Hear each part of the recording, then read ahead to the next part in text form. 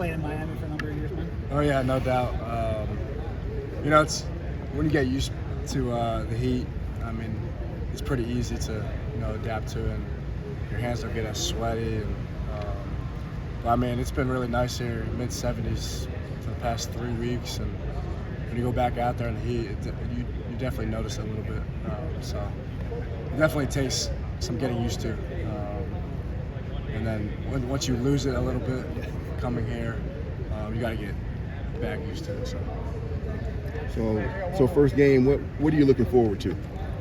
Just the atmosphere. I'm excited to play in front of this crowd, and excited to just get out there with my teammates. We've been practicing all year long, working together on the field in the weight room. I think we built great communication, a great bond off the field as well. So just excited to get out there and play. Have things changed a little bit for you since being named the starter, just being able to take a little bit maybe more control of the offense and assert yourself a little bit more as a leader? Yeah, I mean, I think I did a pretty good job when I wasn't named the starter as well. But yeah, it definitely is a different perspective in some people's eyes, the way you look at it. Definitely, gives the starter the power a little bit more when some people look at it like that. So, but yeah, I think when you're named the starter, it definitely gives you a little bit more power in terms of leadership. Speaking of leadership, Coach was saying that he really liked how your leadership has grown over the preseason. How do you hope that translates to game time? Yeah, the biggest thing is, fighting through adversity and responding through the adversity. And, being the quarterback, you have to, be the leader that the team needs when adversity hits. And, that's the biggest thing. So some guys might crumble and whatnot, but you got to pick guys up, especially younger guys, in those adverse moments. So that's probably the biggest thing that I need to do in times like that. Tyler, you've played the position for a long time. I'm sure that you just care about team one. Is there another metric you use to kind of evaluate how you played? Whether it's opening, for lack of a better phrase. Yeah. Do you look at the stat sheet actually? I mean, everybody looks at the stat sheet, essentially. But, the biggest thing is winning as a team, getting that win. That counts as a win for me as well. Obviously, if you don't play well and you still win, you still want to, look back at the film and, get better from that.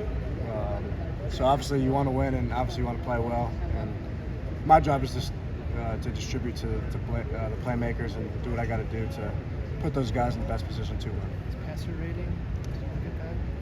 Yeah, I mean, it's out there, so I mean, I'll check it out and see what it is. So try not to look at all that stuff during the season, but it pops up on your screen, so sometimes you look at it.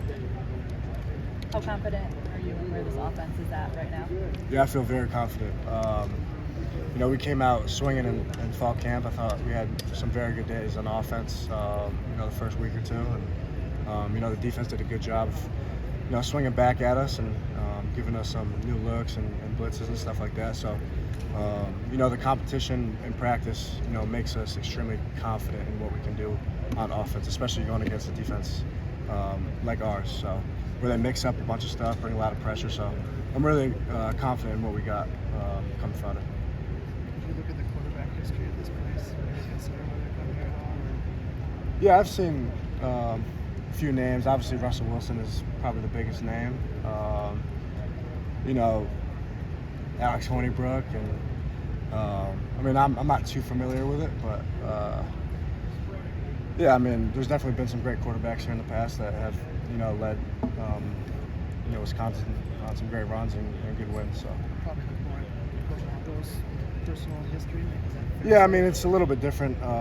Obviously, in the past year, it's been the pro style deal, and Coach Longo, it's more spread, air raid type deal. So, coming here offensively, I was really looking at that part for what I wanted for myself offensively. Obviously, the culture here, the winning atmosphere, the defense, the O-line, I also came here for that as well. Do you feel like it takes some pressure off each game with 12 teams making the playoff? Like a little bit of pressure off, If you lose one game, like it might be okay. I mean, if you do lose one game, I mean, you still have an opportunity. the biggest thing is if you do, you can't, go in a shell and be like, all right, our season's over now, like you kind of did with the 4-team playoff a little bit. But you never know what can happen in college football now. I mean, the number 10 team just lost to Georgia Tech this past weekend, so no matter what happens, you just have to keep fighting with the 12-team playoff. So just keep going no matter what. Kind of going off of that, because there's the rankings, but nobody really knows who is what, Yeah. what is who. How much excitement does that give you coming into a new situation to kind of show people kind of what you guys are made of and what this offense can do? Yeah, it's exciting.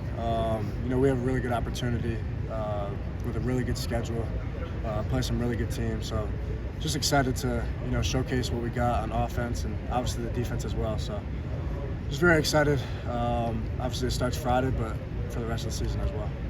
Chris Brooks is a guy that has dealt with some injuries during his time here, but it seems like he had a pretty good fall camp, and we saw him in the 2 deep. What has stood out about him for you?